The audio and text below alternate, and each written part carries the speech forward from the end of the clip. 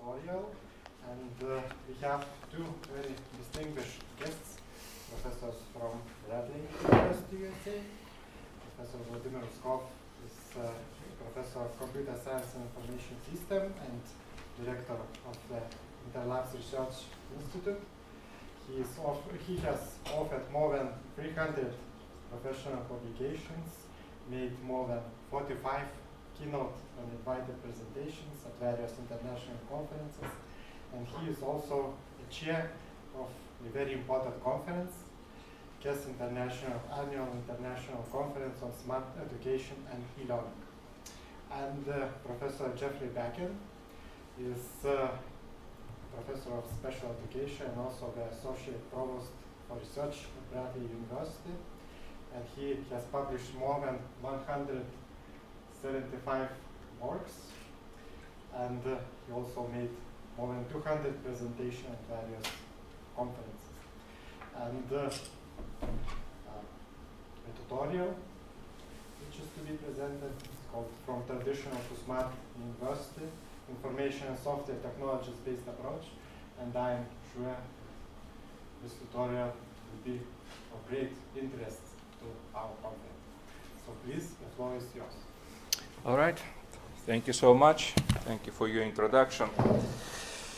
So, good afternoon, everybody.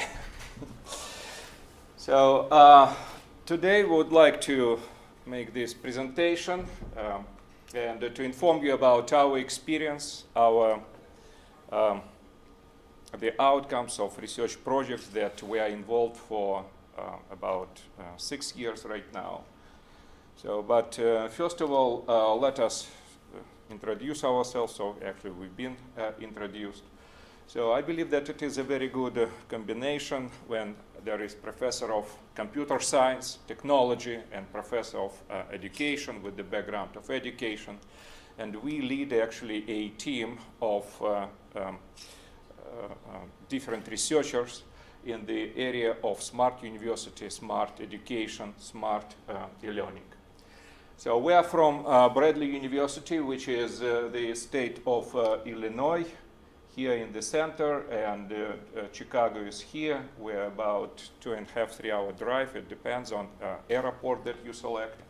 And this is private university with 5 colleges, about 5,400 students, 300 faculty.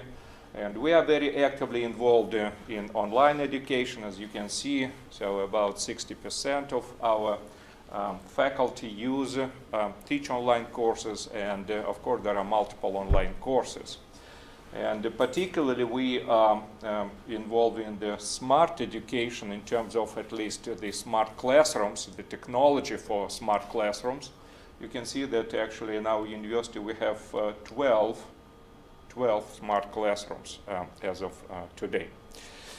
We co-authored, co-edited several books. As you can see here, all of them are in the recent 5 years we published, and this year we published actually 2 of them. As you can see, Smart Universities, this is the chapter book with the huge chapters, and we publish, I believe, 4 chapters.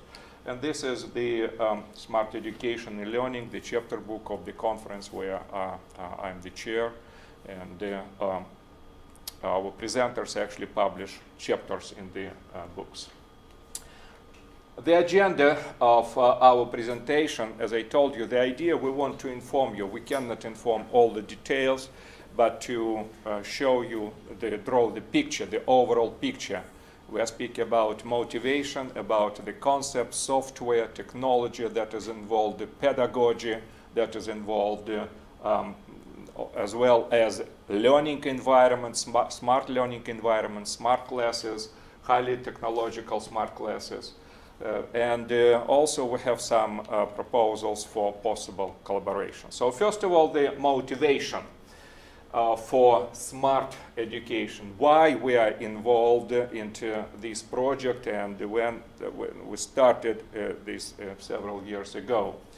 Everybody knows about this smartness, smart movement from smart home to smart school to smart company, smart business, smart society, smart planet, and so on and so forth. But we believe that there is no niche still yet for the smart university, and we need actually to have corresponding concepts, ideas, hardware, software for the smart university. The second reason is when you are talking about the web, then actually there is a consensus that actually the next generation of web will be the Web 4.0 smart web with self-learning and self-organizing of the web and the personalization of learning materials to the profile of actual user learner. So it will be not one size fits all.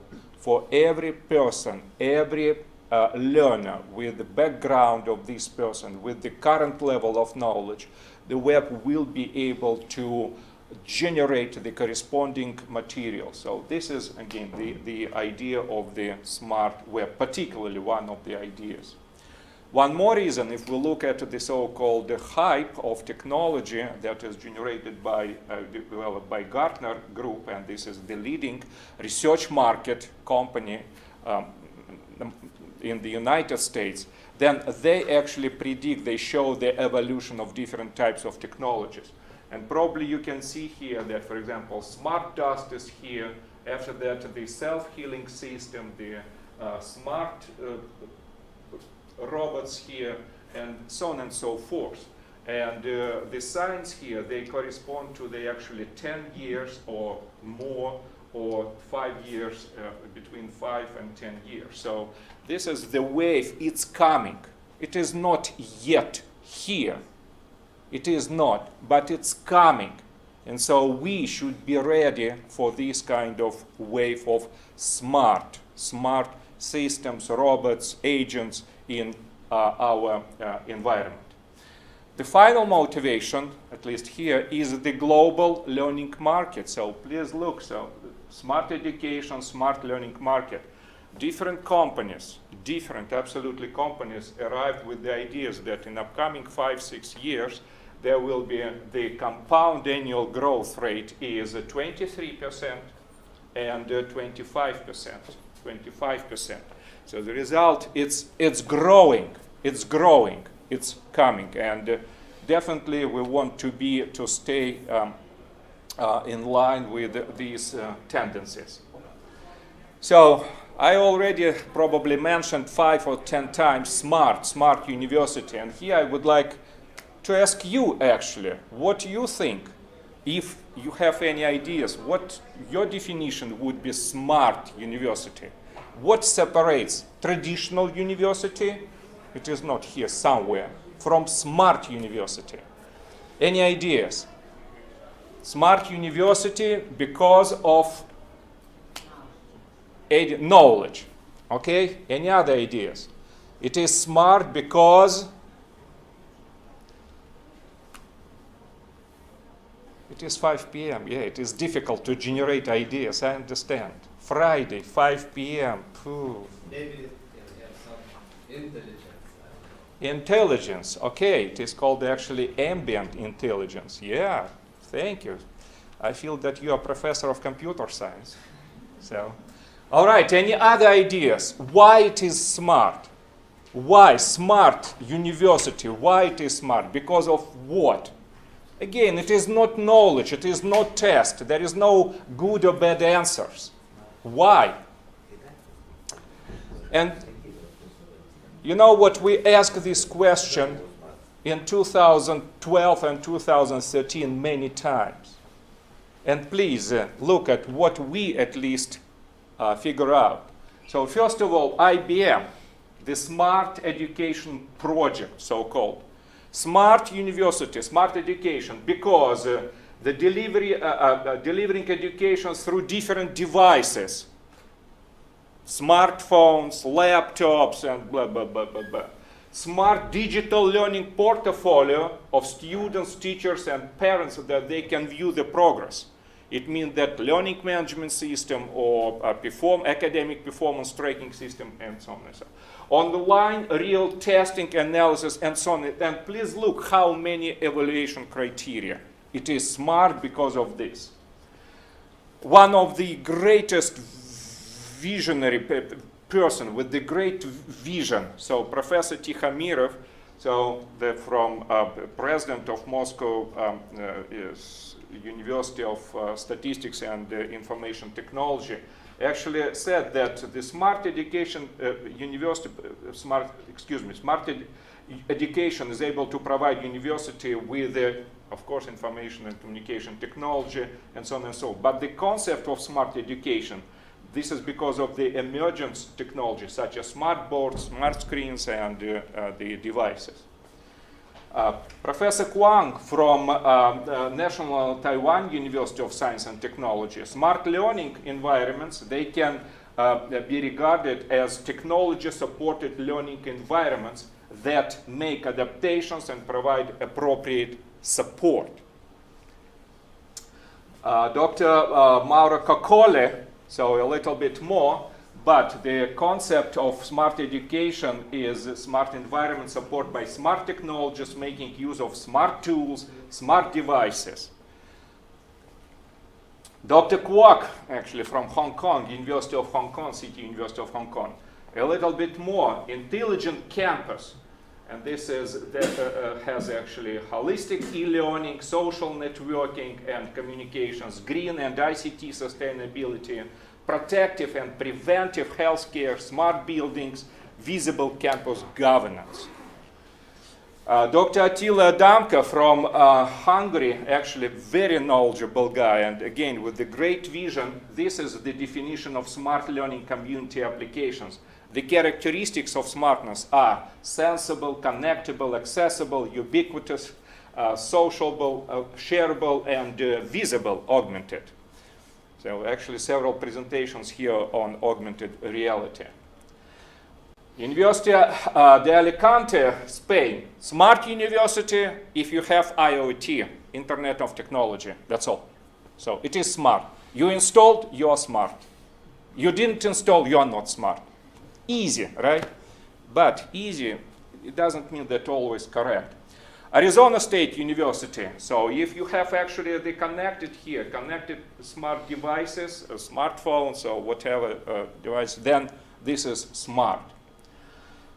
Tsinghua University and Kyoto University, actually I've been here both in both rooms in different times. So, but they established actually the bridge between their classrooms and through the internet, they have the automatic translation from Japanese to Chinese, Chinese to Japanese, automatic. And students actually can work together as in one classroom, like you. And particularly in Tsinghua University, smart classroom is when face-to-face students,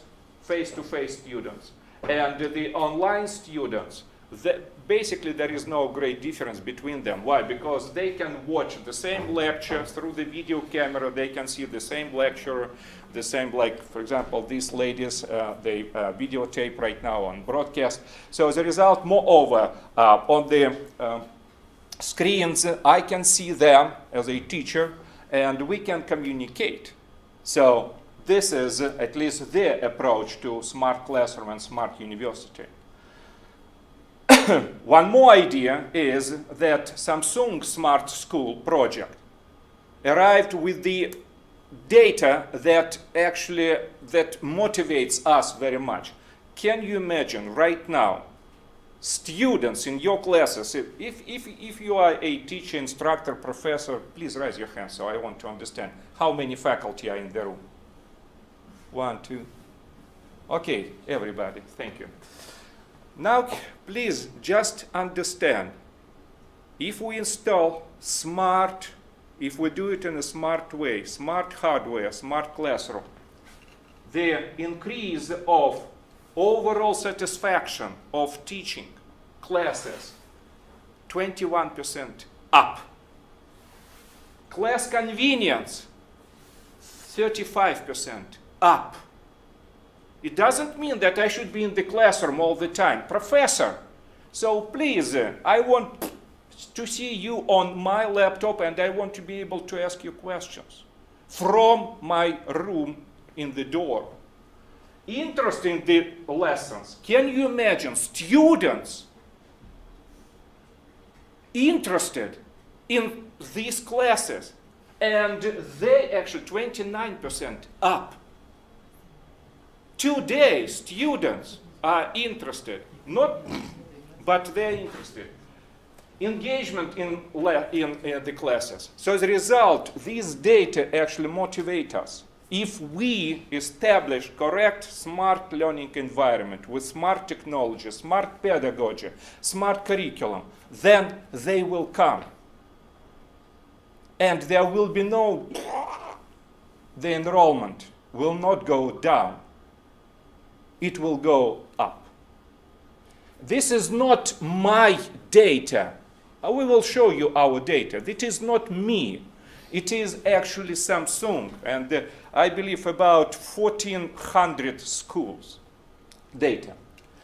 So when I told you this, all these definitions, I believe that actually it generates more questions than we get answers. What does it mean, smart university? What does it mean to be smart? So as a result, we arrived with our own approach.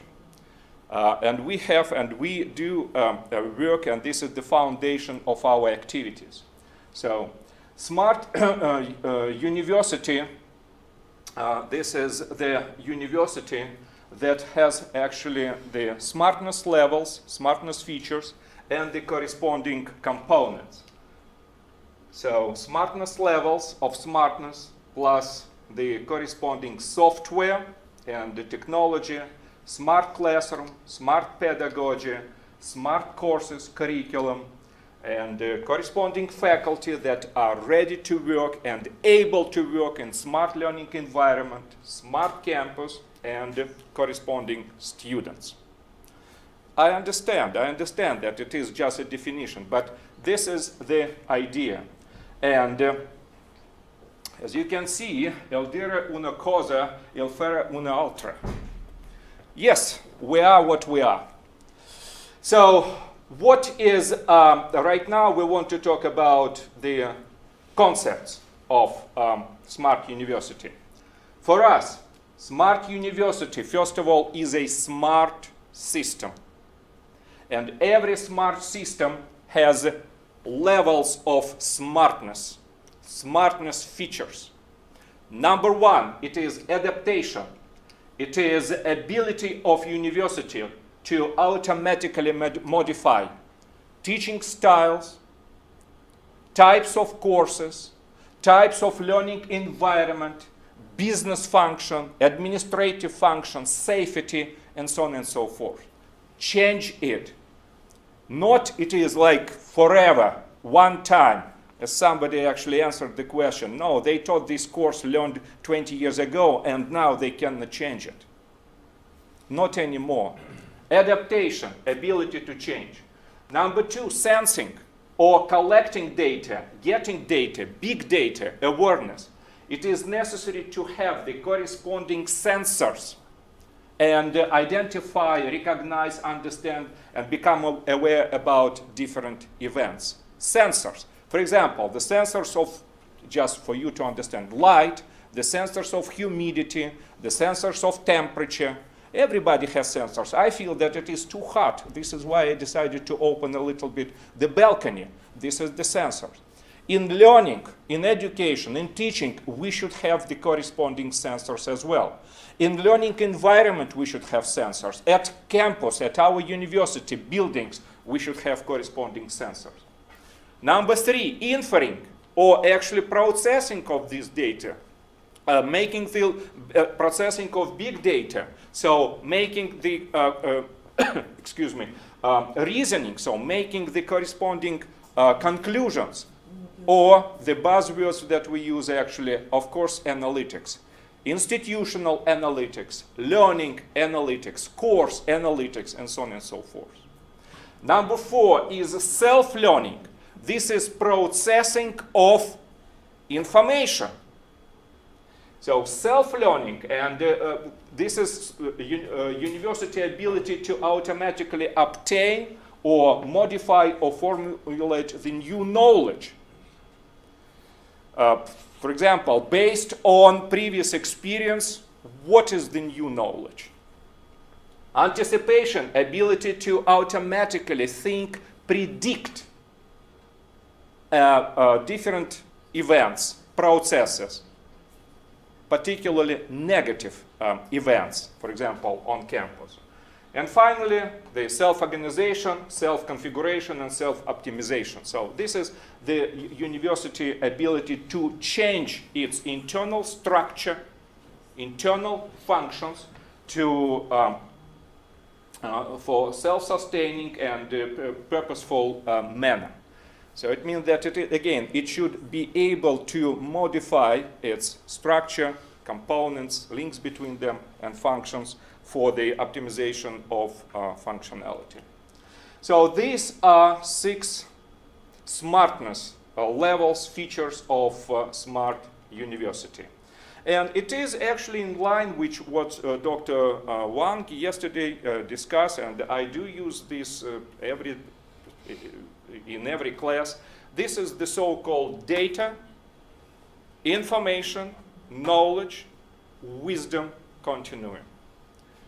So it is not only to, for example, I attended several presentations. We collected this data. For example, students, distance students, whatever, performance was not as good as face-to-face students. It is just data. Please process data and give us information. Process information and provide us with the knowledge. This is what we should do. This is the how smart systems should act. So if this is correct, this is the concept, then we know these levels of smartness of university, and we know the main components of the university. So as a result, we arrived with the smartness level versus smartness university components. In each cell of this matrix, we must find or must actually develop our own examples. If we are able to populate this matrix with examples, then it will prove that we are correct, our approach. And so as a result, let us try to do this. Adaptation, as I told you, ability to automatically modify. Let's say the hardware. If university can change, for example, the let's say the internet or network can be automatically changed due to new environment or new type of devices, bring your own device movement among students, then it is the example of adaptation to the new hardware. Or, for example, smart pedagogy here. So this is adaptation to new style of learning. Why, for example, half of this conference are talking about online education? Because we are speaking about new type of delivery of learning content. So this is an example of adaptation. The other example is, for example, the other universities, they adapt to new style of teaching for students with disabilities. At least in the United States, because of so-called Section 508, it is the requirement to actually make courses to modify them in such a way that to accommodate students with disabilities. And there will be actually the presentation by Dr. Bakken on this topic, because he's a specialist in this area. Sensing. So this is ability to use various sensors. And, excuse me.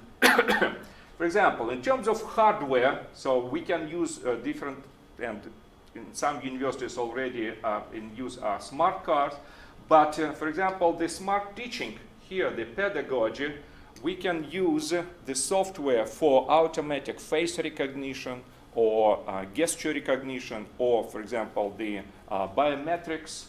And the system, when Professor A enters then the system will change everything in accordance with the courses and the style that this professor teaches.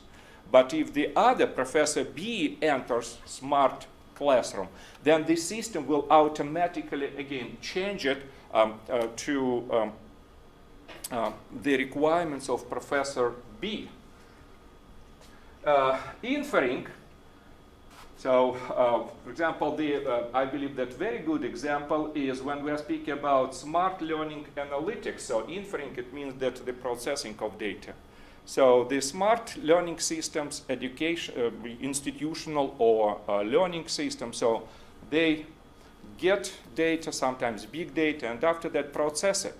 For example, we can predict the final grades of students. The university can predict the enrollment next year. Should we expect higher enrollment or less, or a fewer number of students, and so on and so forth.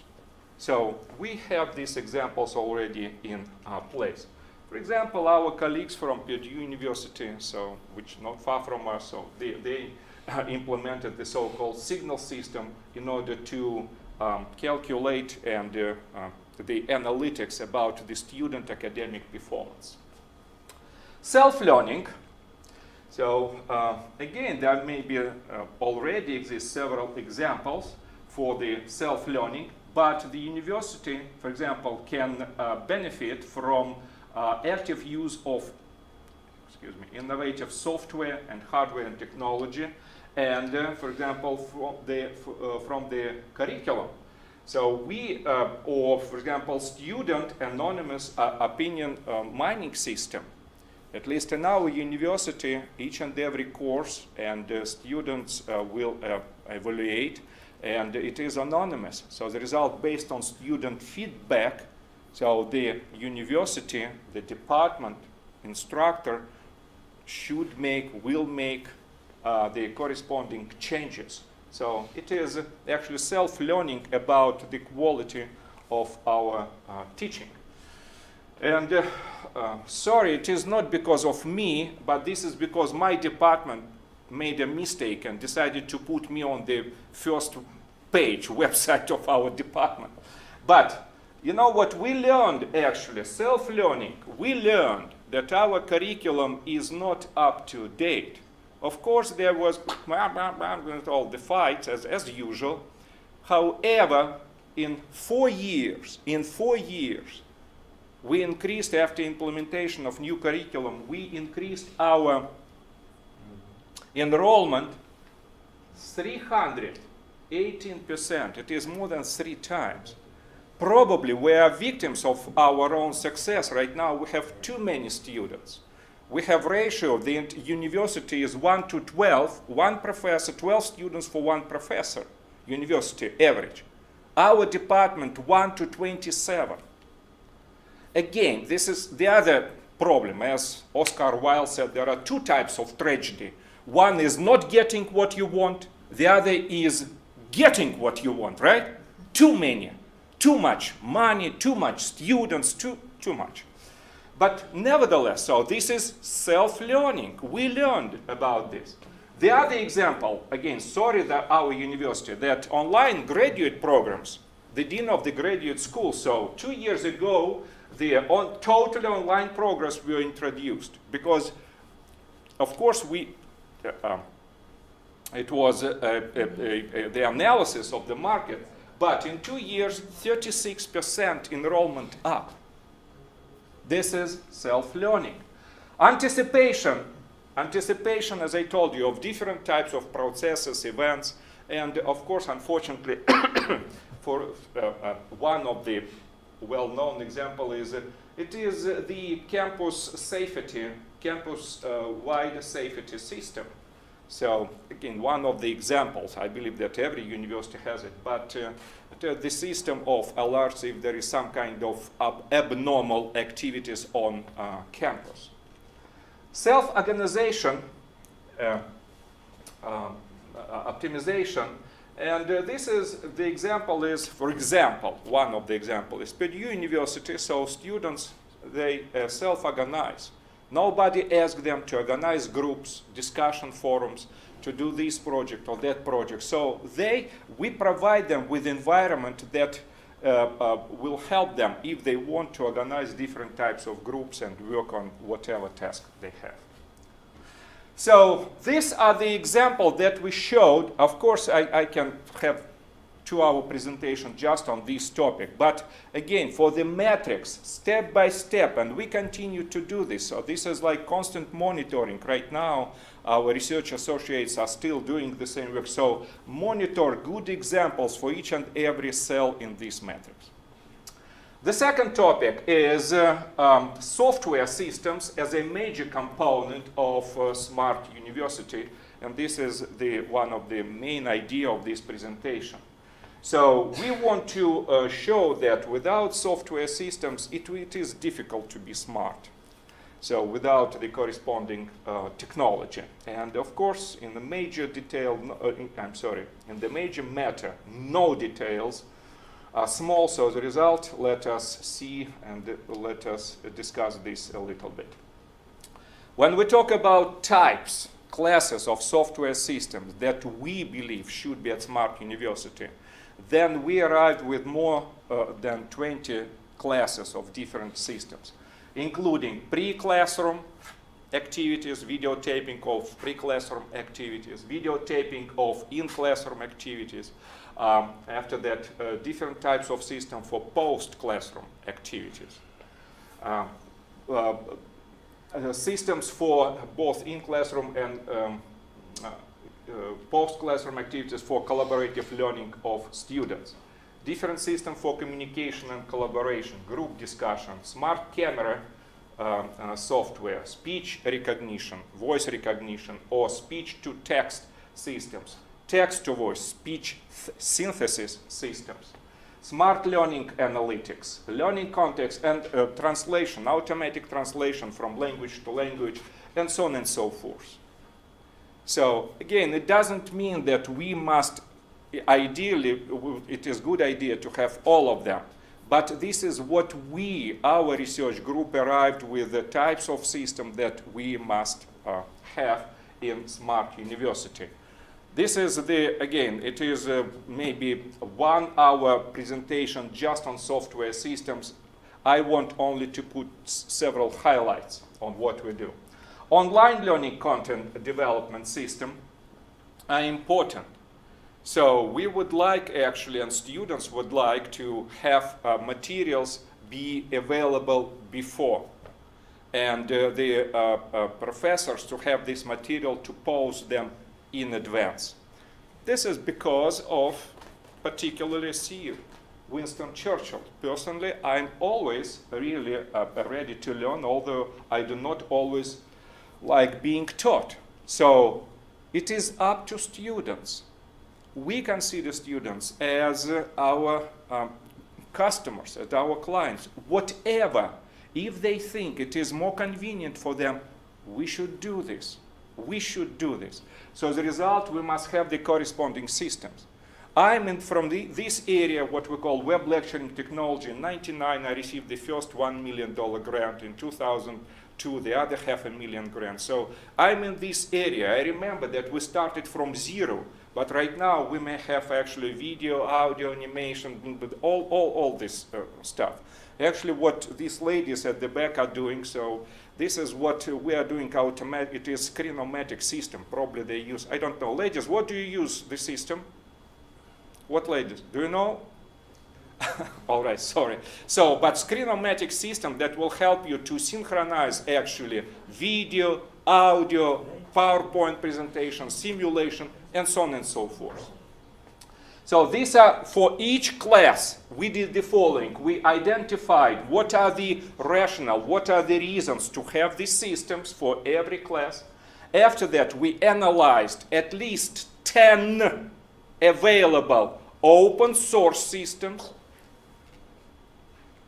10 available commercial systems. We analyzed their features, list step by step, each and every system. Moreover, we identified what are the best 10 features of this system for smart education, smart learning. And after that, we actually created, of course, a matrix. So for every system, and for every feature that we would like to have, which systems have these features, you can see. And finally, we arrived with the recommendation that, for example, please do not waste your time, thousands of hours that we actually did in this research. We recommend 3 commercial systems and 3 open source systems. Particularly, for example, Screenomatic system.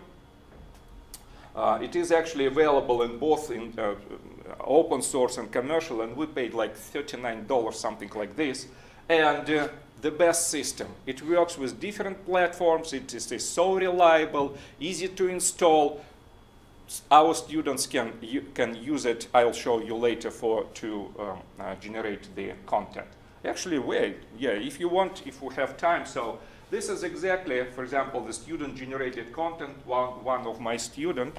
I'm sorry, this is not my laptop. I don't want to touch, but trust me. So if we run it, then there will be actually the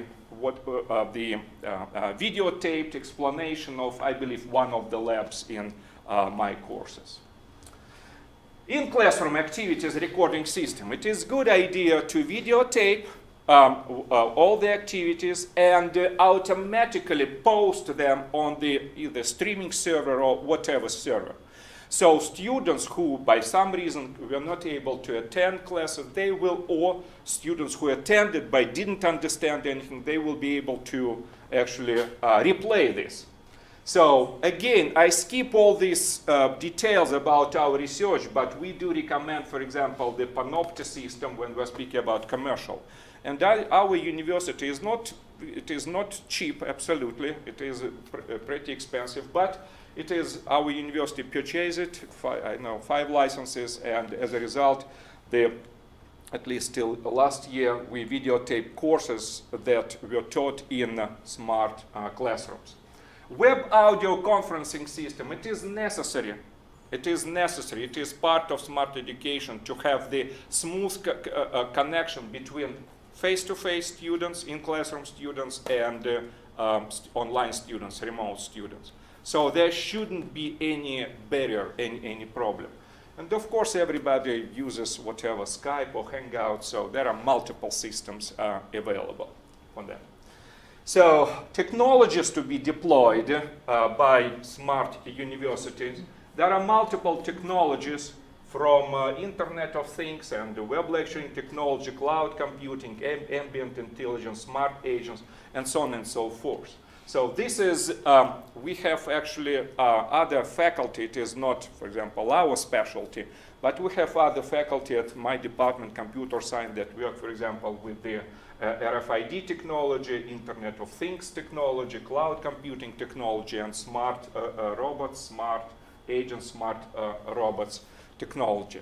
So these technologies should be implemented in smart university. And what we did in order to validate our own concept, we tried to understand how these technologies will support the smartness levels of university, including adaptation, sensing, inferring, self-learning, self-optimization, anticipation.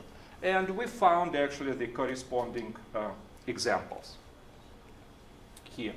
And this is one of the examples, like, for example, Internet of Things.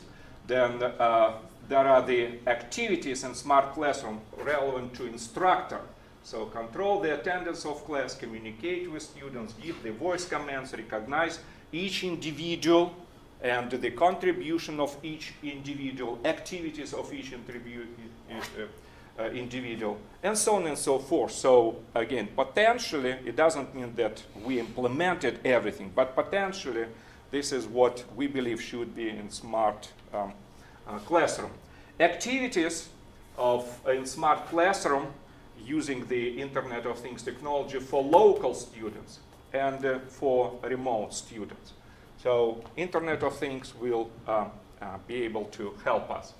It may be also the Internet of Things because of actually hardware and electronics, non-electronics, embedded system that they can help us in smart campus as well, for example, with the entrance to the classroom or with different types of sensors. Very special section of our research is dedicated to the students with disabilities. And so here I would like actually to give a floor to Dr. Bakken because he's a specialist in this, what we call special education. So software system for students with disabilities. Please. Thank you. Good afternoon. First, I'd like to find out in regards to your universities. Does your university recognize students with disabilities? I see head shaking, yes. Does your university have a special center to help with this type of student? I'm seeing yes and I'm seeing no. What software systems does your university use to help them? Right, so in the US, students with disabilities have to identify themselves, and then they have to be tested at a center on campus in order to receive services in their classes. But in many cases, the technology available or the software available is only available at that center to use. So they go to class and they don't have access to software systems that could potentially help them learn and be on task with their peers. They have to go to a center at a different time and access the software. So when Dr. Uskov started, well, he's been researching this area for a long time, but he came to me and said, hey, can you help support this research in any way? And I said, what are you doing? And he said, well, I'm looking at smart universities and smart classrooms. So we organized some research together, and we started to look at this topic. So I urge you, as I listen to all these presentations while I'm here, and a lot of them are right over my head because I'm not a technology person, right? I'm education, general ed and special education. But I urge you, if you're not working with teachers or education, think about looking at collaborating with those educators. Think about the technology that you're working on and how might that benefit teachers and students in classrooms. Okay, so traditionally I work with elementary and middle school and high school students, but when I moved to the university, now I'm working with those students as well. Okay, and we're seeing that what Dr. Uskov just talked about, traditional instruction versus incorporating different concepts of our approach to help students better learn the material. Okay, in the United States overall, about 11.1% of undergraduate students report having a disability, and you can look at these statistics. Our university, last year we had 450 students who were identified for services with disabilities. The year before was 250. Okay, so we saw almost 100% increase in the number of students. And this year it's probably even more. So there are more of these students out there. In addition, there are a lot of students who probably have some of the same characteristics in regards to how they learn, but they're not identified. Or they have a disability and they haven't gone through the center to be properly identified to get services. Okay. Being disabled should not mean being disqualified from having access to every aspect of life. In a smart classroom, all students can have access to what they need to learn. Okay, so we've been looking at disabilities and multiple, students with disabilities in multiple research projects. And this one in particular, we looked at what actual college students with disabilities think in regards to the functions of open source and commercially produced software. Okay, here are just a couple studies, 5 or 4. There were 10 altogether. None of them investigated college students with disabilities, and none of them looked at software systems to improve learning. Okay, so it's a field that's very understudied and not many people really understand the impact smart education could have on students with disabilities. Okay, so we looked at, in regards to Smart University and special students software systems, different software systems, and what types of students they would impact. And at the college level, you're typically going to encounter students with learning disabilities, students with language disabilities, hearing and visual impairments, and others as well, attention deficit disorder. And as you can see, some software addressed more students than others. Okay, and we looked at an extensive list of software.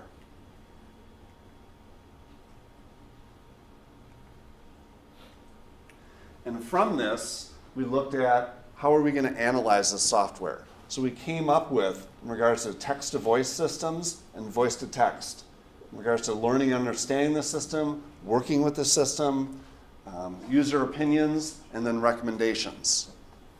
So all students received training on the software, and then they went through exercises with both types of software. Okay, for text-to-voice, in regards to open source, Windows Speech was one of the top rated ones. And then for commercial, Natural Reader 14.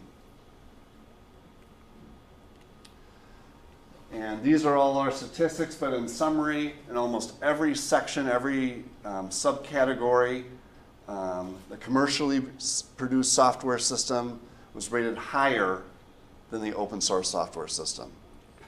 In addition, the support function for commercially produced systems, the individuals can get support 24 hours a day, okay, which is an added highlight.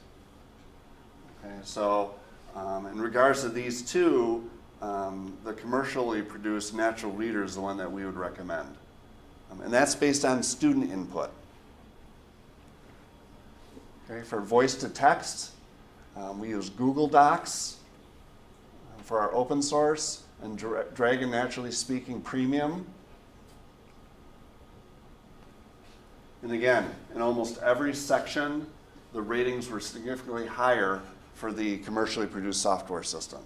So you can look and you can see, basic document editing, 4 to a 2.4.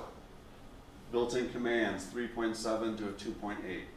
Training the software to understand your speech, 4.3 to 3.2. So it's very consistent in what the students rated.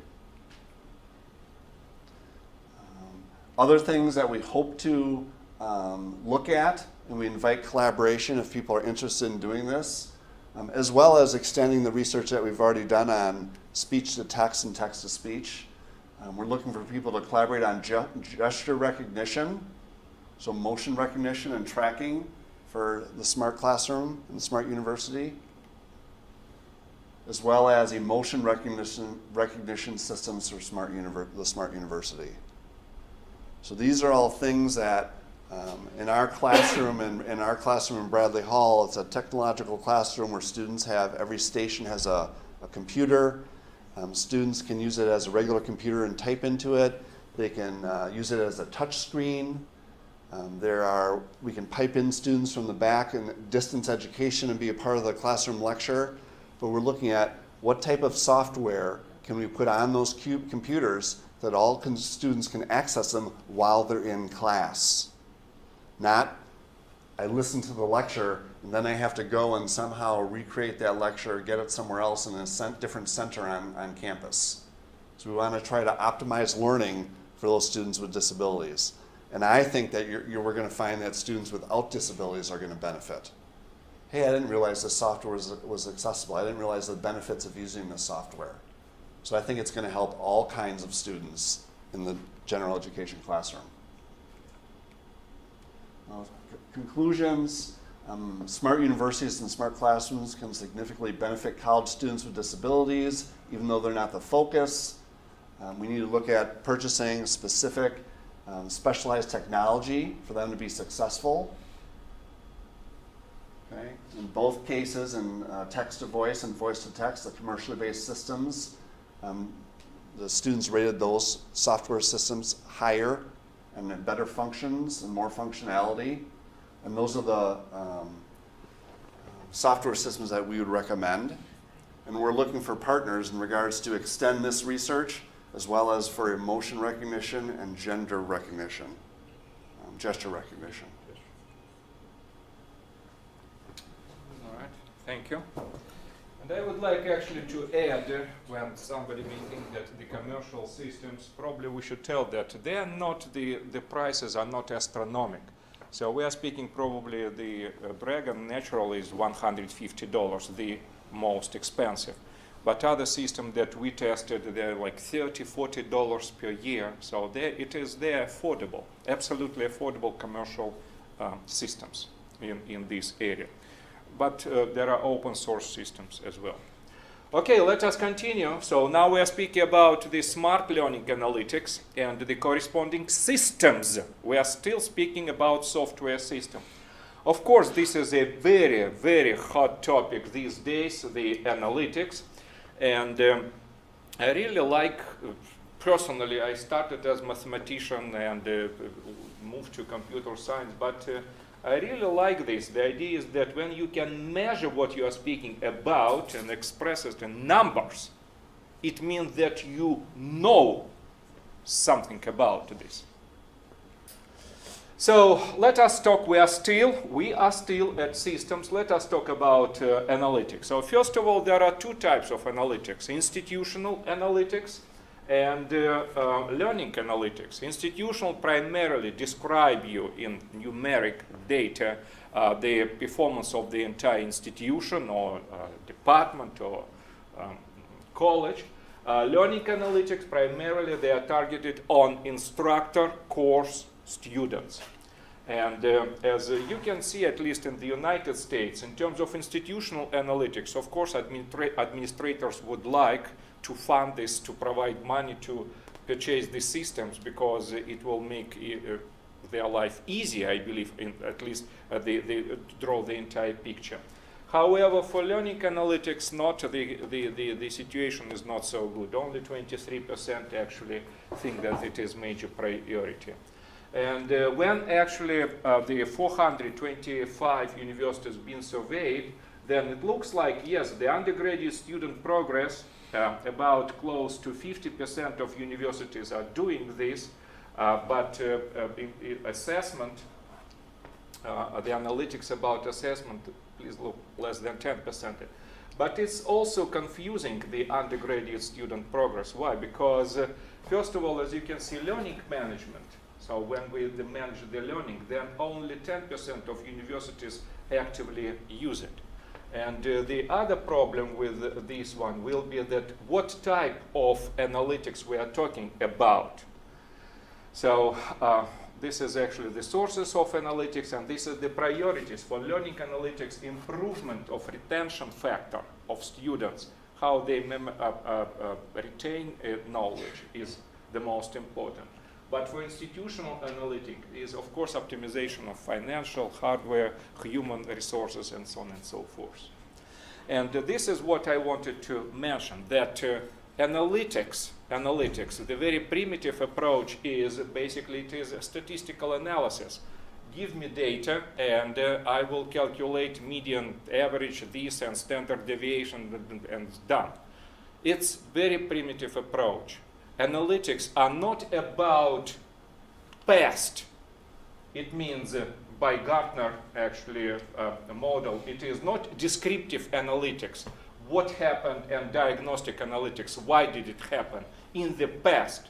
The most important, and everybody, companies, universities are looking, they want to build, to forecast the future. What will happen in the future based on our performance in the past? What will happen in the future? And it is called actually predictive analytics and prescriptive analytics. What we should do in order to achieve this goal. What we should do in order to achieve the goal to increase our enrollment by 50% next year. What we should do. Can we do this or not, first of all? And after that, what we should do exactly. This is the modern approach to analytics, not only to analyze the past, So what happened in the past? There are some systems for analytics, open source. Again, we follow our approach. At least 10 systems analyzed open source. And some of them, for example, look, OpenWebAnalytics, and some of them are used by universities. University of Colorado Boulder, so they use the PIWIC by several universities. Commercial systems, again, 10, and some of them are used by Michigan State University, Texas, for example, the Solution Path by other universities.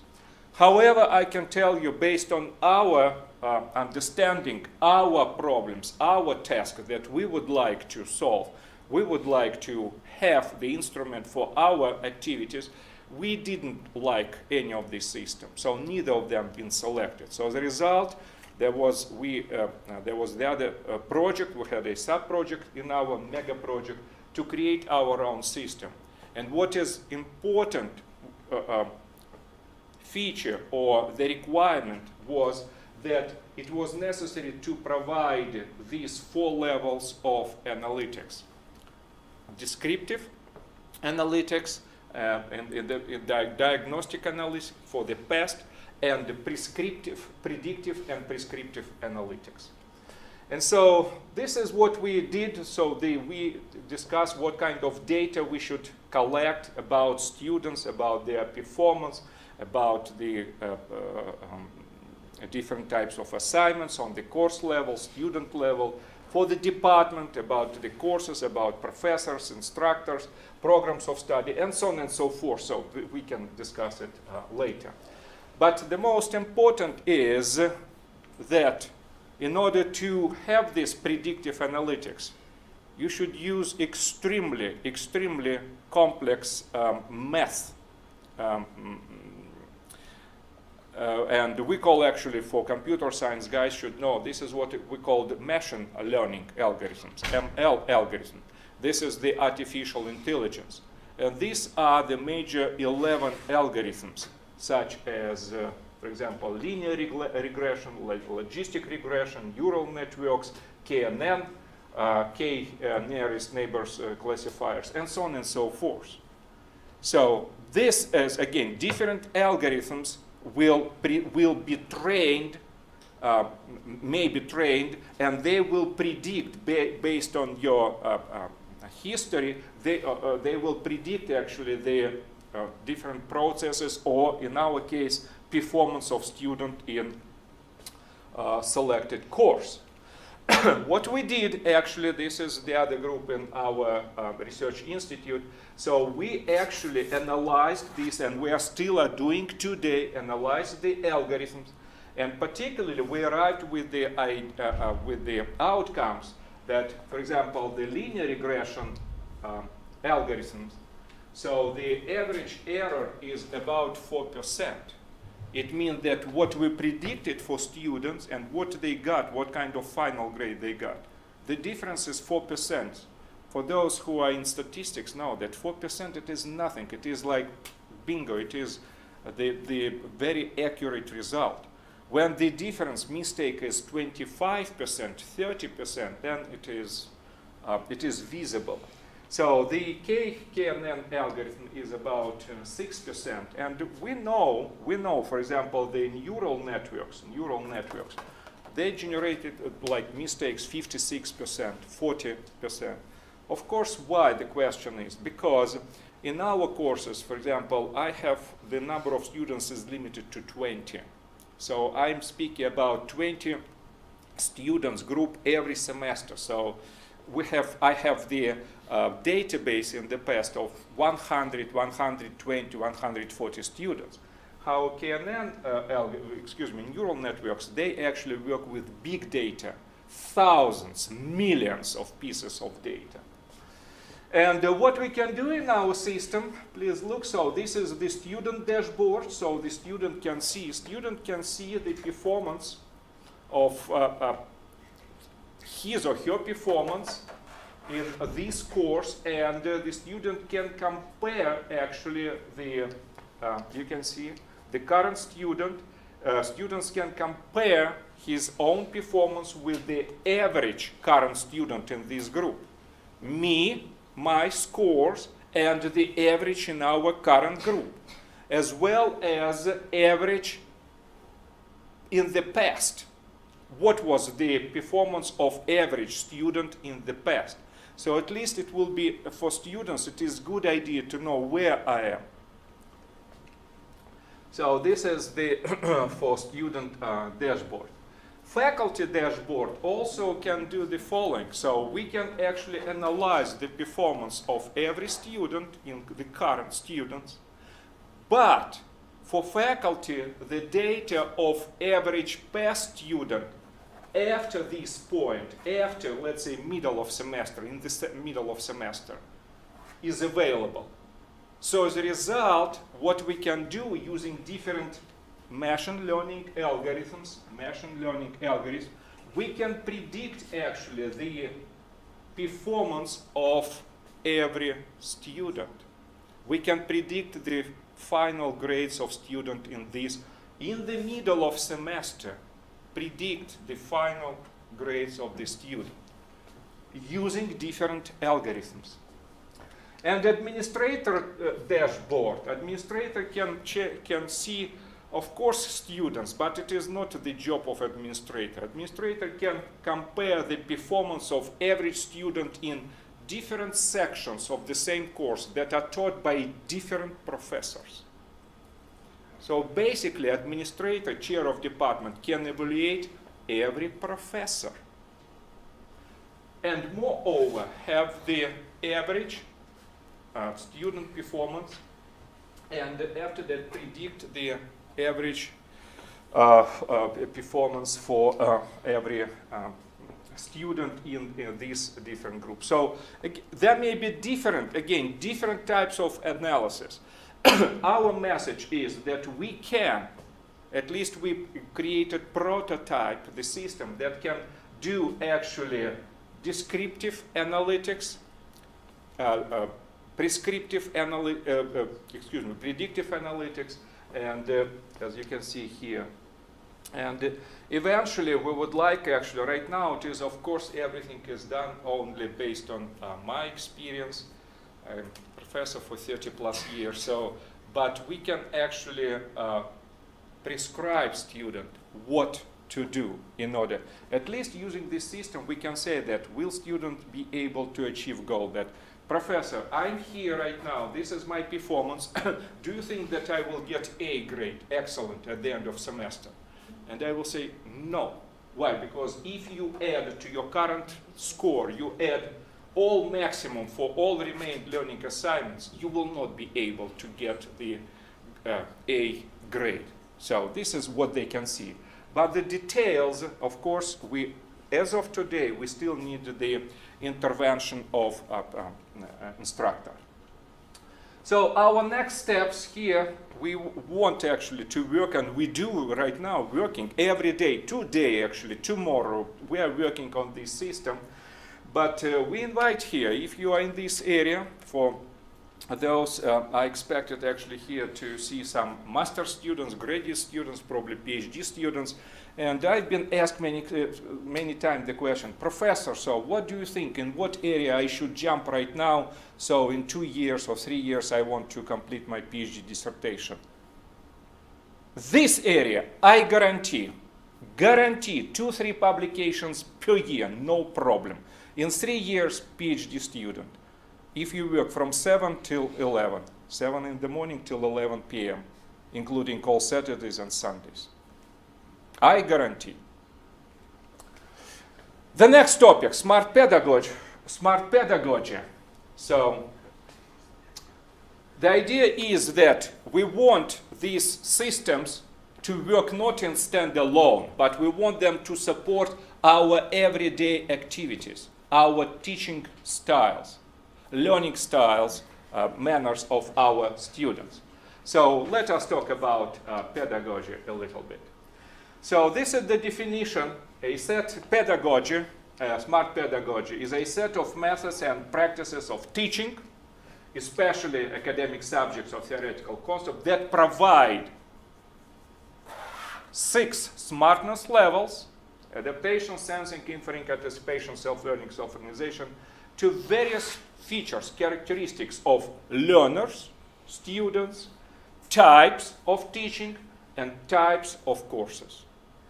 So a little bit awkward, a little bit lengthy, I understand, but at least this is our definition. So we want to show that smart pedagogy, it is not what, you know what, sage on stage, or learning by listening. It is not.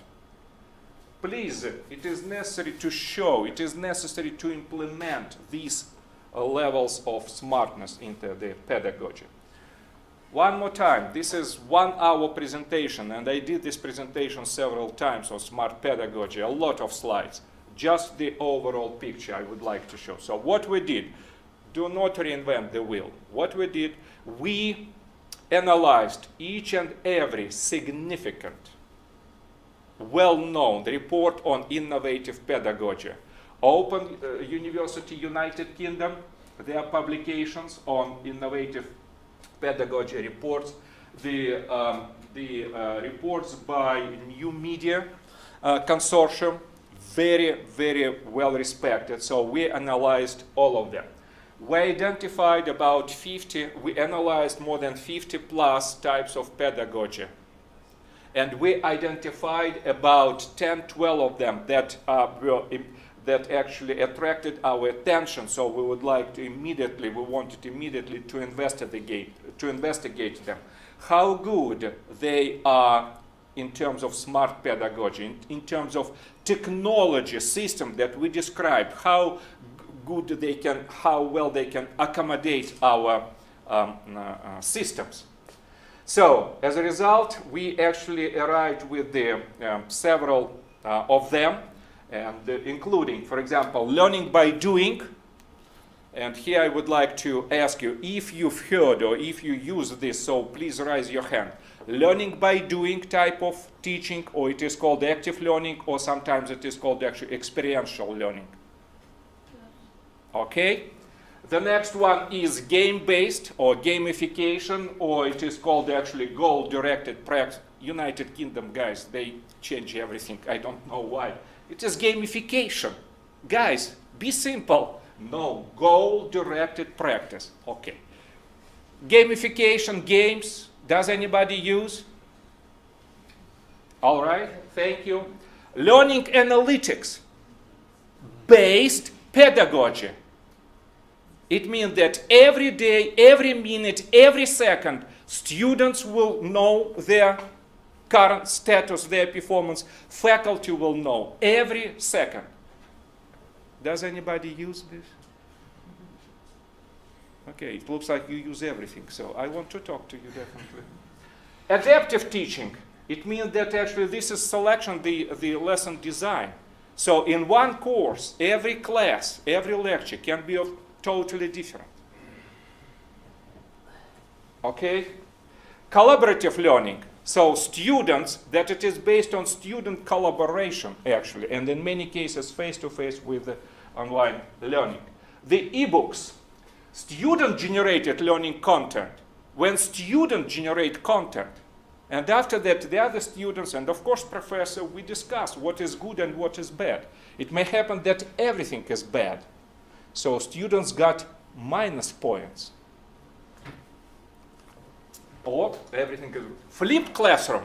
Is anybody aware? Oh, I won't definitely talk to you. So, flipped classroom. What is the flipped classroom idea? So, can you tell us? It is integration of face-to-face and online and different other. Why it is flipped? It is actually upside down.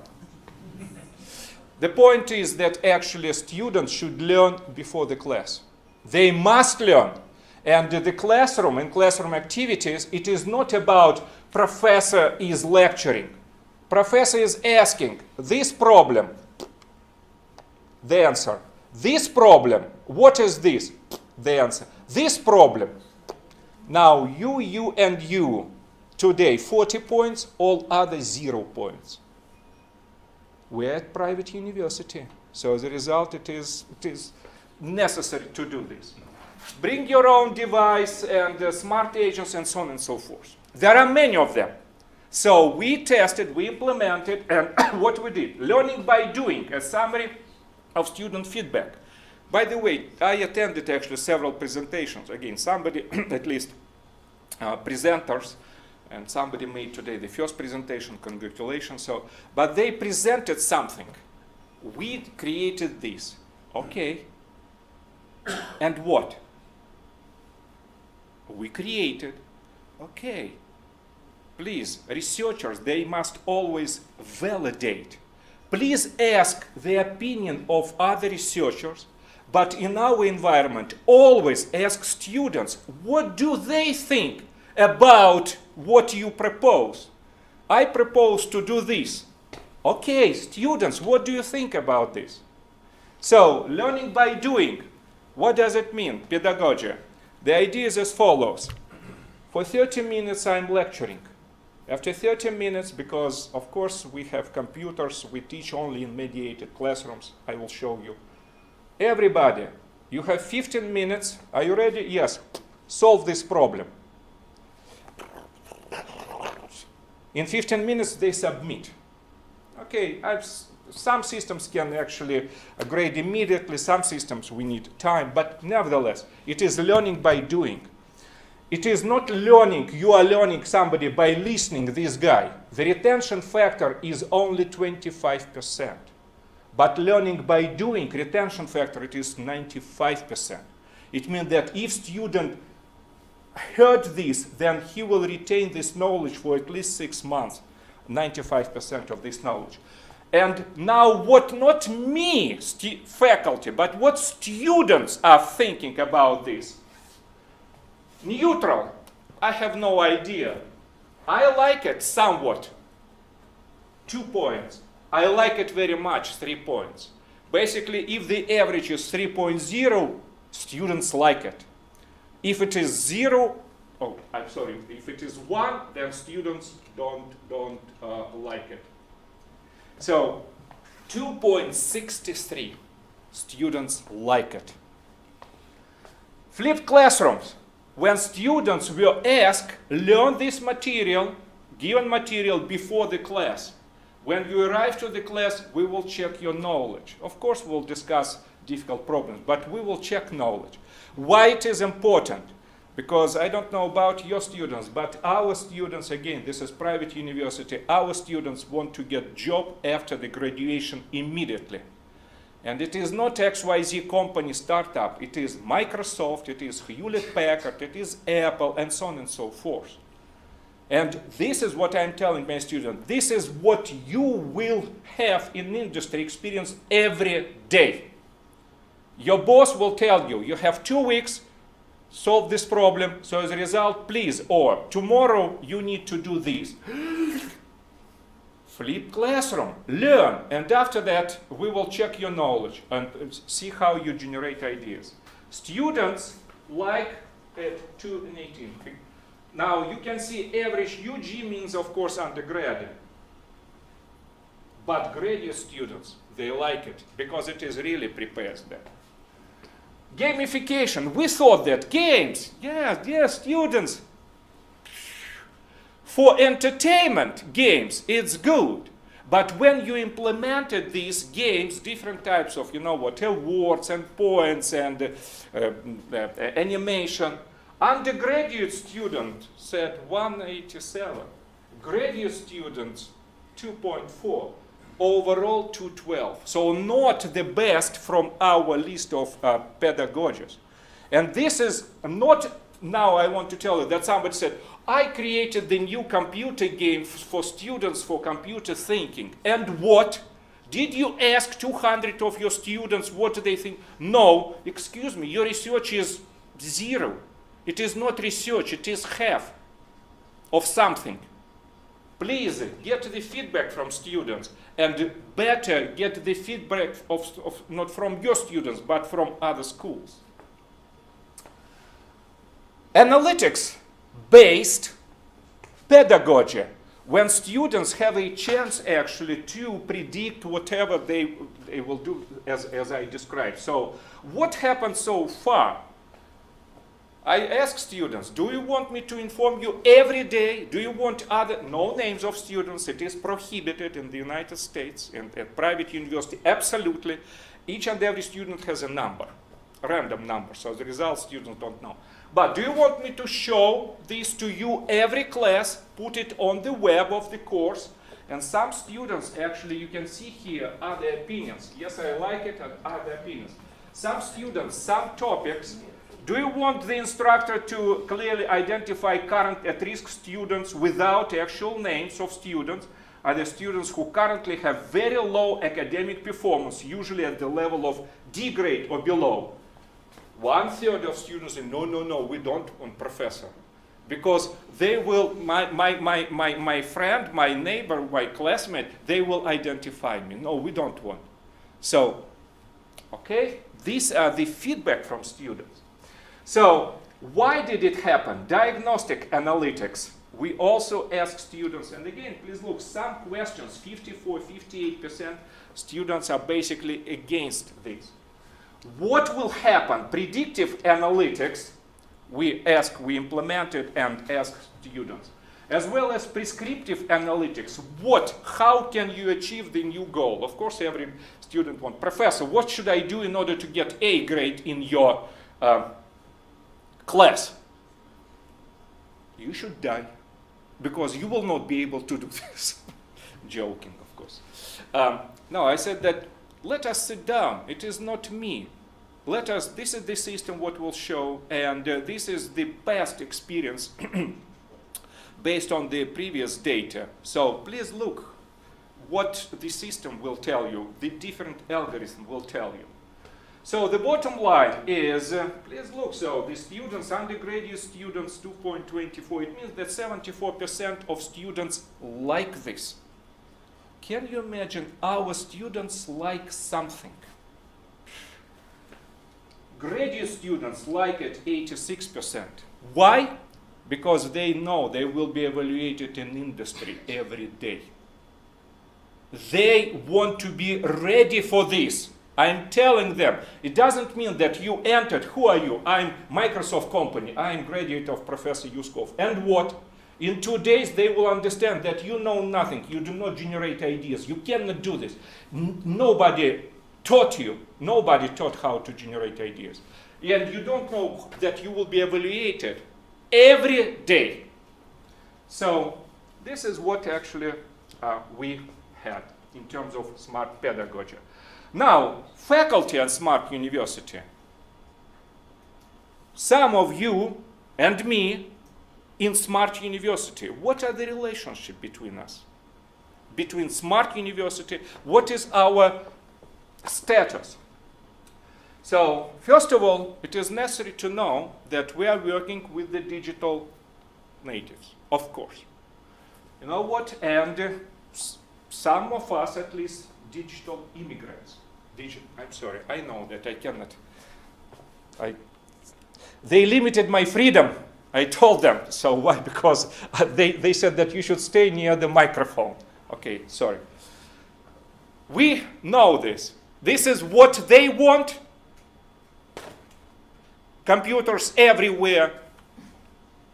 This is what we actually, 1 hour ago, the presentation, the question is, why you didn't do this or that? And the answer was, because professors were not technologically advanced. In one presentation. And in the other presentation, professor couldn't do something, this or that. Mamma mia. I've attended 3 presentations, and 2 of them, they said that professors are not technologically advanced. I don't know which university they talked about, but of course, we know that there is a wall. We know this. We know what, and we don't know what to do, but we know this, that education, it is not the filling of the pail, just to fill this tank with the knowledge. This is lighting of fire. Our goal is to light the fire, and after that, to do everything so it will grow the knowledge. So, and this is very, very relevant to smart education. smart education, not just mechanically, boom, boom, boom, boom, you are done. But so this is one of the reasons, as I told you, it is not me, it is actually Dale Cohn, 1965. It should be some, please help me. Do we have 1969? I'm sorry, Edgar Dale. So this is the so-called Dale's Cohn. This is learning by reading, learning by listening, but this is learning by doing. If they do, and it is probably you've heard about these gentlemen, so Confucius, so if I do understand. So this is why we need actually a smart approach, smart pedagogy to increase what is called retention factor. And now the Rogers typology. Will everybody be able to do this? No, of course, no. Why? Because it is a law.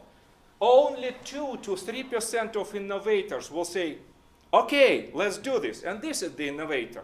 So Dr. Bakken, actually, when I explained what we are doing, he said, I want to be in your project. Okay, let us do this. Everybody makes mistakes, of course, but let's do this. Probably 10-15% early adopters. If I invite and I said that, okay, Vladimir, somebody from our community said, Vladimir, I'm busy, I'm going to Malaga, after that I'm going to this island near Copenhagen, but after that, if I have time, I will. So, no, but early innovators, early adopters. Unfortunately, and probably you can agree with me, there is late majority, and there are the so-called conservative minority. So whatever you propose them, the best possible system, they will say, never, no, this is bad, it will never work, we don't need it. I know how to use blackboard and chalk. We don't need your technology, your system. In England, it is, the history, it is the new spiral. In UK, it was the Luddites, did you hear about this Luddites movement? When they destroyed all the machines, because they were afraid of these machines, that they will replace them to do their job. And of course, Mr. Woodrow Wilson, the very smart person, president of Princeton University in the United States, said that actually, of course, we should be aware about this. Changing a university is like moving a cemetery. So whatever we are doing, again, we researchers, we should be aware about this. Not everybody will accept so probably 2, 3, 5%. And whatever you are doing, they will tell you, we don't need it, it is bad, and so on and so forth.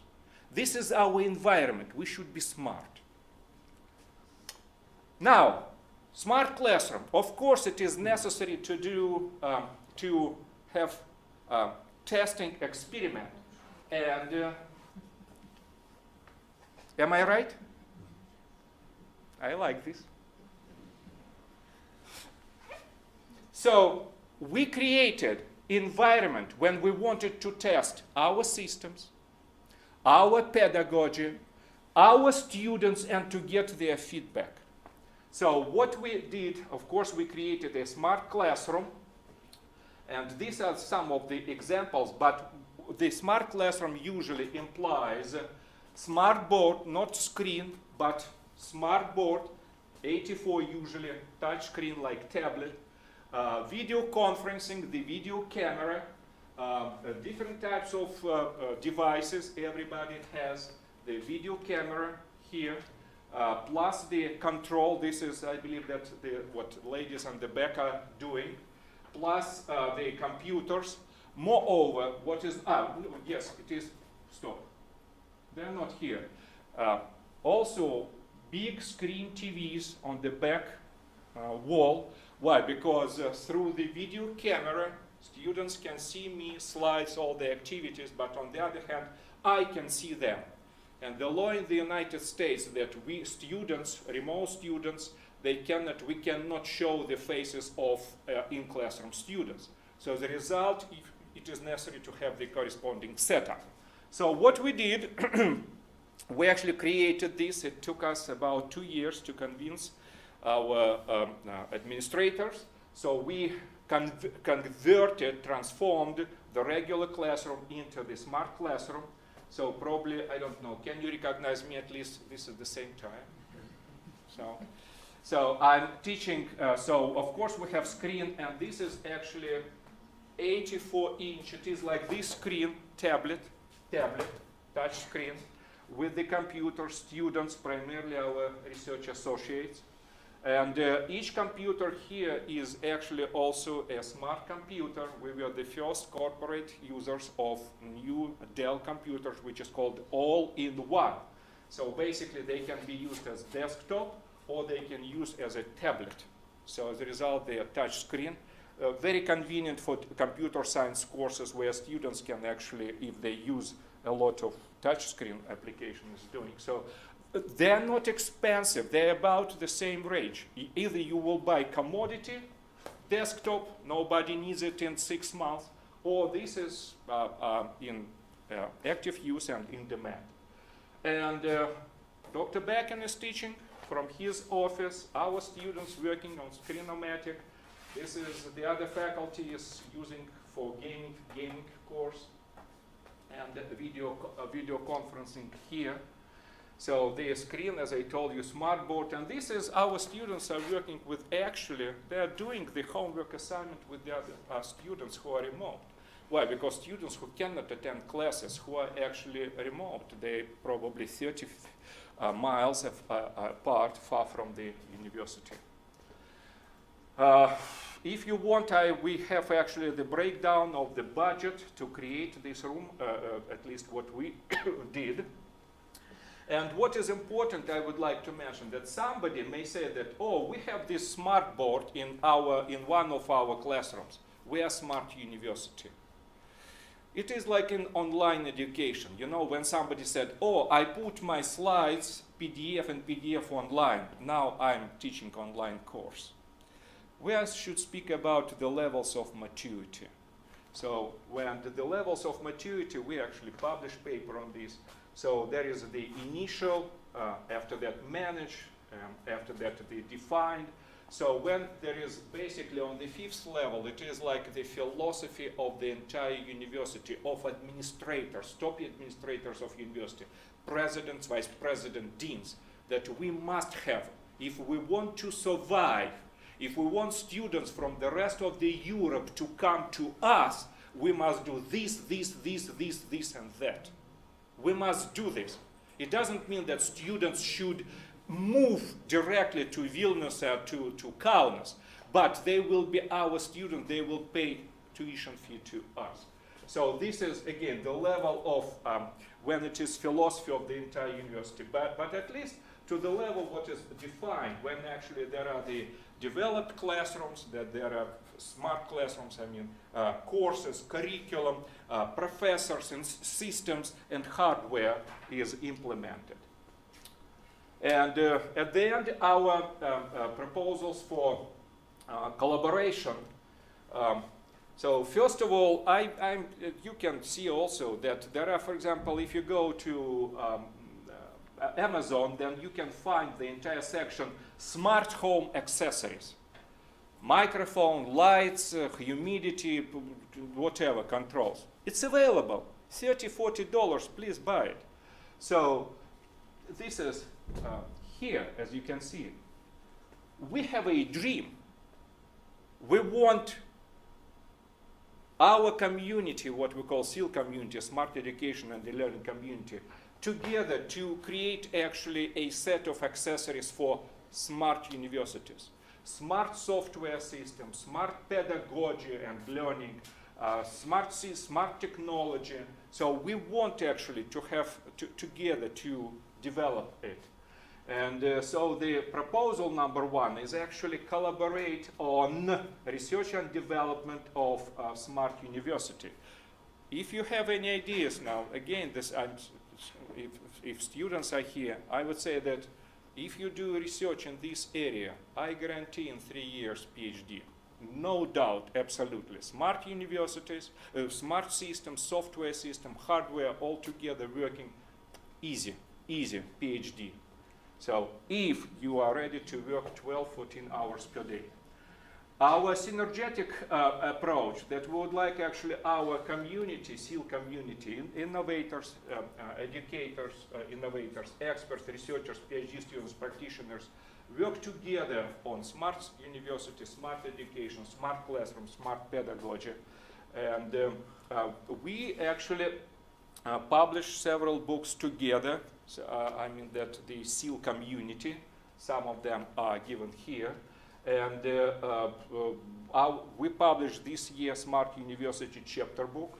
So our proposal number 2 is we're thinking about the next book generated, produced by our community, that the working title is Smart Pedagogy.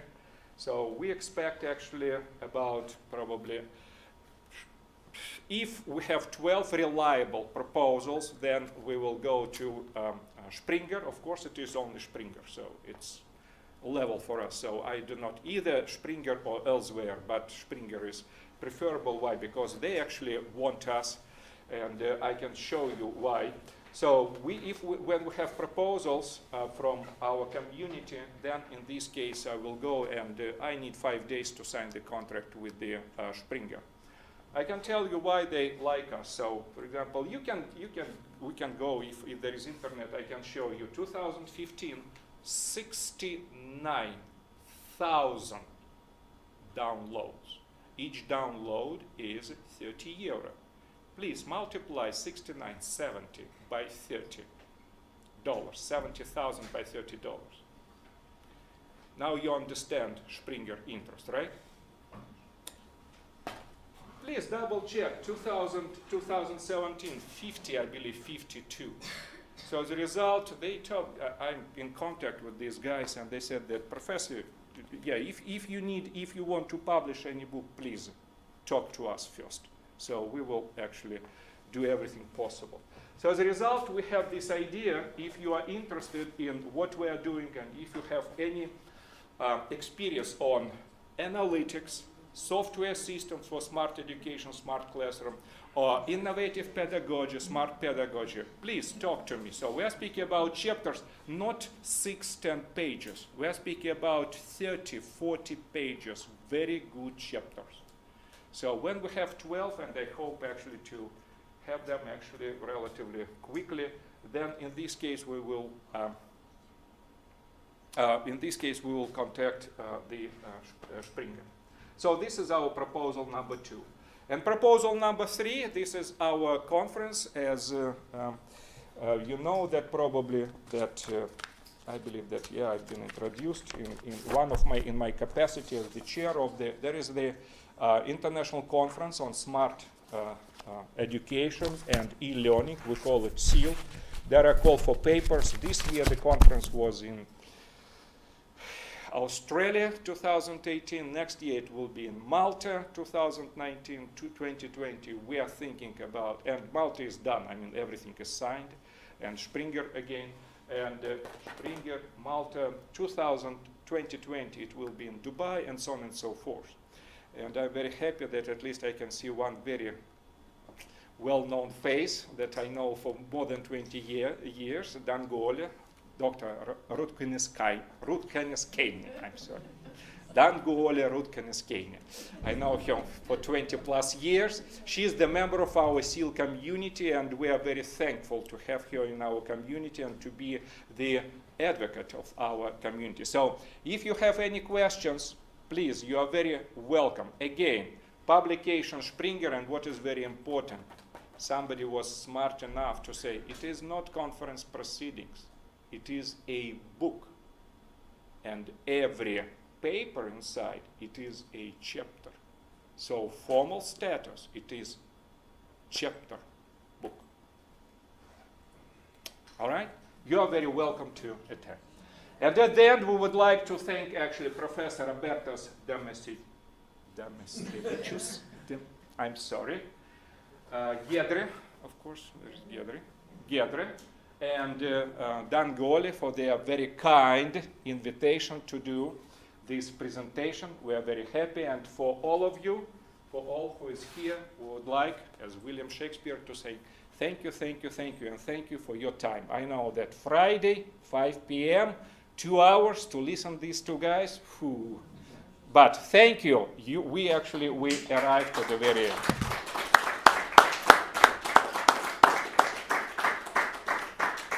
It's up to you. I believe that we've been on time, so we have time for questions, if there are any questions. I believe that we are ready to answer.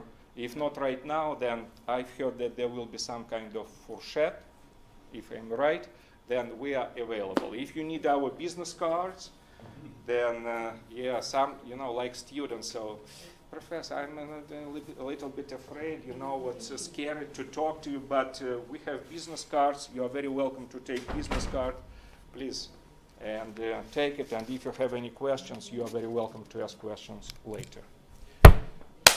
That's all. The floor is yours. Any questions?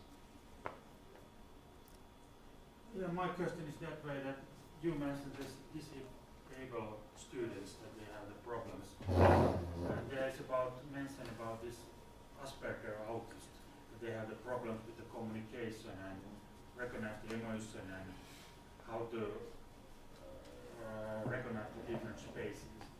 How you integrated that in the teaching, because I think it's more like therapy, not about this kind of student courses. Well, I think the integration is through the technology. So for example, for a lot of students, what most people would, there are two kinds of tasks. There are associative tasks and cognitive tasks.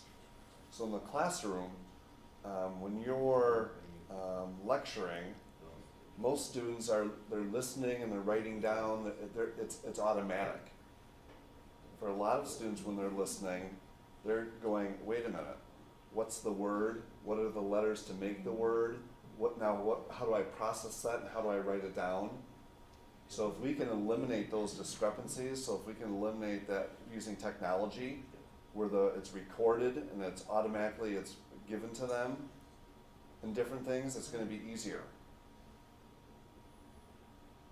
So for example, if you drive every day and you go a normal route and you drive, it becomes automatic. And all of a sudden you're like, wow, I'm here. But if the weather gets bad, it starts raining and gets icy, all of a sudden that associative task is cognitive. That happens to students with disabilities. What's automatic for a lot of students, like when they're reading a text, most people are focusing on the comprehension, on comprehending what the text is. When students with disabilities, many times when they read, they're worried about what's the word, what are the letters, how do I put it together. So when they get done, they may be able to read orally out loud perfectly, but if you ask them, what did you just read? I don't know. So software systems can eliminate those discrepancies and make the content and make the information more accessible to them. Yes, that is true, but are there risky that you lose some diversity, because might be that you get a little bit of different kind of ideas that you don't do similar as our people's. True. You're absolutely correct. You might lose some of that, but we have to look at, do we want students to be like the analytics, to be halfway through the class and be failing because they don't have proper access to the information, or do we want them to have how do we weigh that? How do we make that even so that we still have the diversity, but they have access to the material? A couple more questions that way. That you mentioned that there's a lot of this kind of disability students, 10%. But what is the big majority? Because there's this kind of hype, like this ATP, this kind of that have this kind of mobility problem and so on. And second question is that way that what I have recognized that the students, about a couple of procents, have this kind of problem, like this kind of color blind. I don't know, do you understand what I mean, that people don't see colors? They're colorblind. Colorblind. And I look about your slides that it look like that you do a little bit this way, that I teach, but not that way like I act in this. For those students, yeah, if a student, for example, is colorblind, you'd have to know that, and then what colors can they see? So you'd have to have a conversation with them. So if you're presenting colors on your slides or different things, that you're using the proper colors that they can see versus ones that are blind to them. Yeah, but one way is what we have done is this, where that there's about, you have two information sources. You have the color and shape. It's for this kind of color. But anyway, Okay. sorry to cut it. No. If I can add to this answer is that I started to be interested in this topic. This is why I'm very happy to have Dr. Bakken as collaborator, because several times recently I've been informed that in your class, Dr. Uskov, graduate course, master students, there will be legally blind student. Legally, he cannot read from screen, from computer or from screen. So the result, you need, for example, you cannot have tables, you must read all tables or on your screens. Can you imagine computer science? I'm teaching like software project management or software engineering, I can read. However, I can tell you, I was impressed that this student is equipped with such sophisticated systems, and he has, I believe, 12 of them actually, that I had no problem with this student. And he was 10 miles ahead of regular students because he was so concentrated. And again, because he was in the class, he heard me. But because of these software systems, he was able to get actually the information. Legally blind student among regular 20 students became the best ever. Right now working in California, manager of software development team. So just systems in action. Okay, JAWS systems and so on and so forth. All right, any other questions? Are you okay?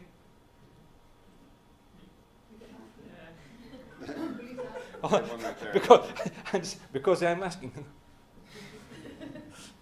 Yes, sir. May I ask you to introduce yourself? So I prefer actually to. My name is Adaptation. I would like to challenge your invitation to do research in this area. Because you mentioned the Gartner curve. And in my view, if something is in Gartner, it is already a technology, which means it's something that is established. No. It is something which may be improved, but it is development rather than research. What is your view about that? You know what, you are very welcome, of course, to have your own opinion, and we really appreciate your own opinion. It is great to have your own opinion, not just to repeat something buzzwords. However, your statement that Gartner is about existing technology is, I don't know again your definition, but they clearly say that we know about this technology. It is in research embryon stage, like embryonic stage. However, we expect that it will be on the top 10 years from today, or more than 10 years, or between 5 to 10 years.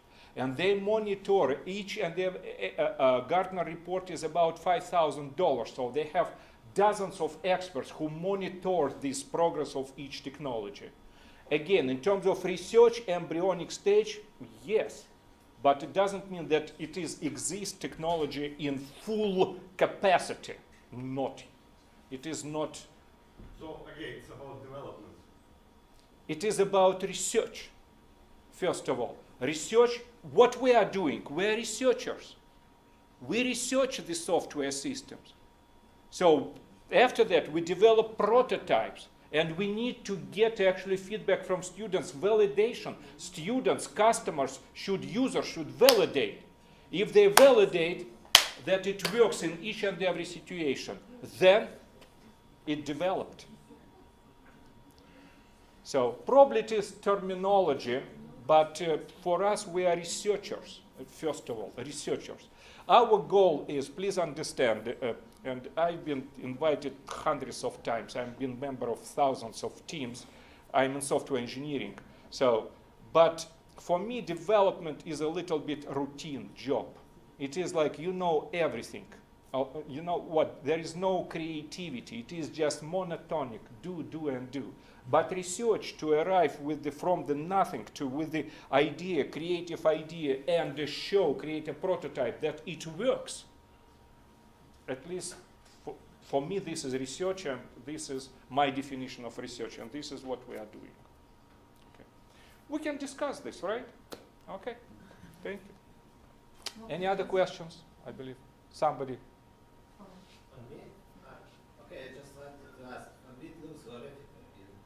So much looks needs to be done to be that kind of smart university. And I want to ask, you did show that curve of your hype. So where is your university at? On the top, on the bottom, or on the No, bottom? I can tell you that formally speaking, there is one university which is officially announced, and it is actually in the United Arab Emirates. It is Ibn Khattab, whatever, smart university. I did visit it about 2 years ago. This is really smart. When you go inside and all the walls are actually, they are screens, displays. So as a result, you want this or you want that. And so again, it is highly technological building. But when I started to ask about the curriculum, pedagogy is not there yet. Technologically, they are super advanced. Pedagogically, not yet.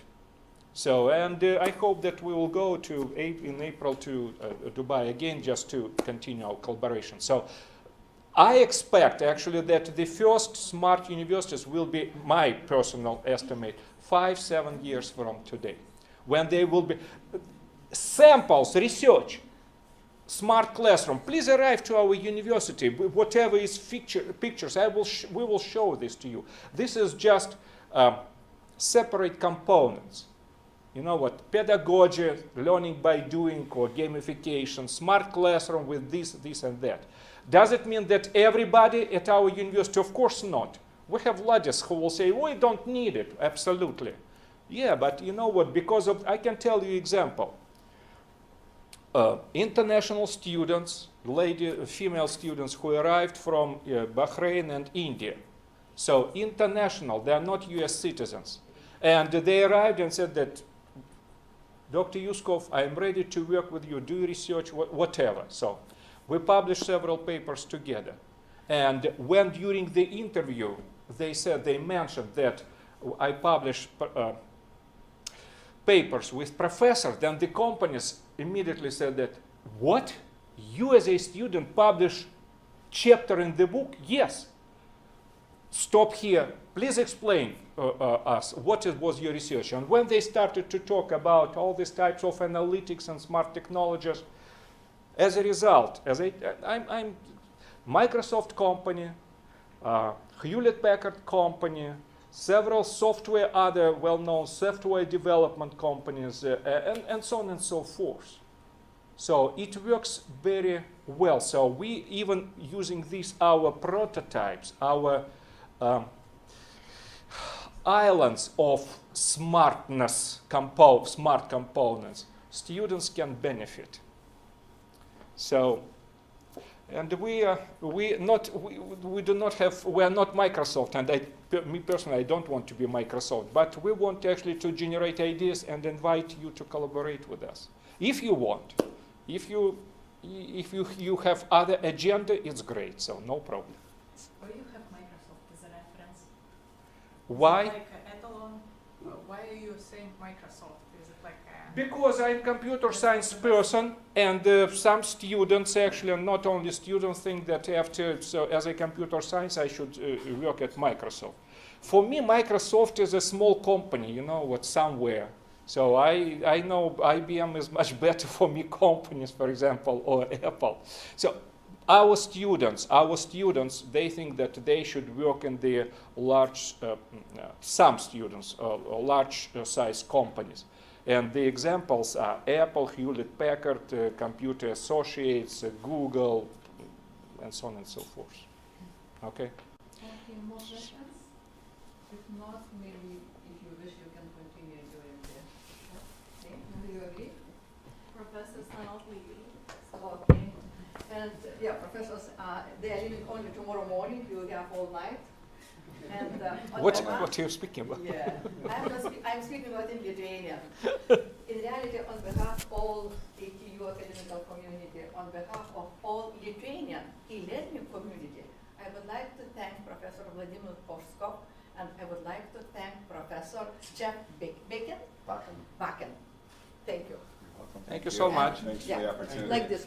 Yeah, really, I'm so happy to have such speakers in our conference. Thank you very much. Okay, Thank no you. problem. Thanks. And I am sure that maybe this was our first face-to-face meeting, but I'm sure we will continue our collaboration in the future. Yes, Narwana just said my words. Sorry. I want to say that it's our first step, but I'm sure it will continue for many years.